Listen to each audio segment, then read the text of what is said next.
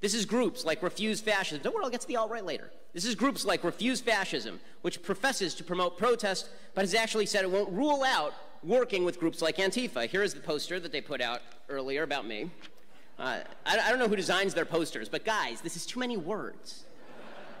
Just bad logo and bad imagery, just poorly done. They say on this that the problem is not campus thuggery. For those of you who can't see, it says, no, Ben Shapiro, the problem is not campus thuggery. The problem is fascist intellectual thuggery in the service of the Trump-Pence fascist regime. Well, to believe this, you have to have your head so far up your ass you can actually see your colon firsthand. Let's define a few terms. First of all, fascist intellectual thuggery. Let's start with fascism. What exactly is fascism? Well, this is a term that gets thrown around a lot by people who have never read a book.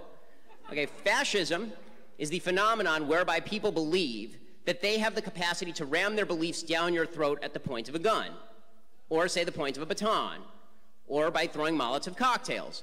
That's what fascism truly is. Fascism is even more of a tactic than it is an ideology. It's sort of vague in terms of ideology. You've had people on the left who are fascist, people like Stalin, and then you've had people who are on the European right, like Hitler, who's a fascist, who's actually closer to the traditional American left than he would be to the traditional American right.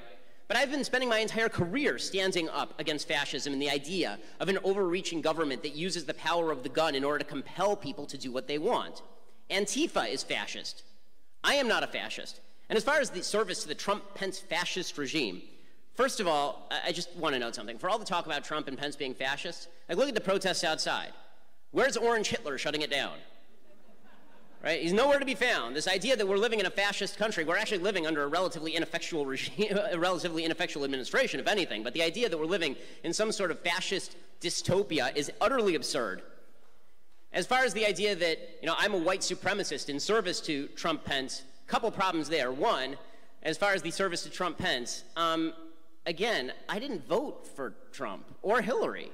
I didn't vote for either of them, actually. So this idea that I am somehow a servant of Trump is absurd and requires you to be functionally illiterate. As far as the idea I'm a white supremacist, you see the thing on the top of my head, right? This funny hat. It's called a yarmulke. Hey, white supremacists aren't that fond of it, which is why I was, according to the Anti-Defamation League, the #1 recipient of white supremacist anti-Semitism on the internet among journalists in 2016. But no, I'm a white supremacist now.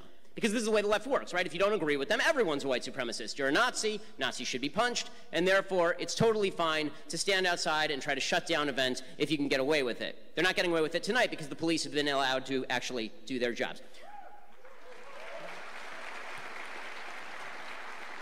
So what is their specific objection to me? Well, according to this masterfully done poster, it says, Shapiro is coming to campus to spread ugly fascist views, dressed up in slick-talking intellectual garb.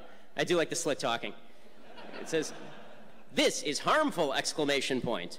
He, along with fascists of many stripes, have targeted Berkeley because reversing Berkeley's radical history would be a major advance for the consolidation of fascism on campuses everywhere and throughout society.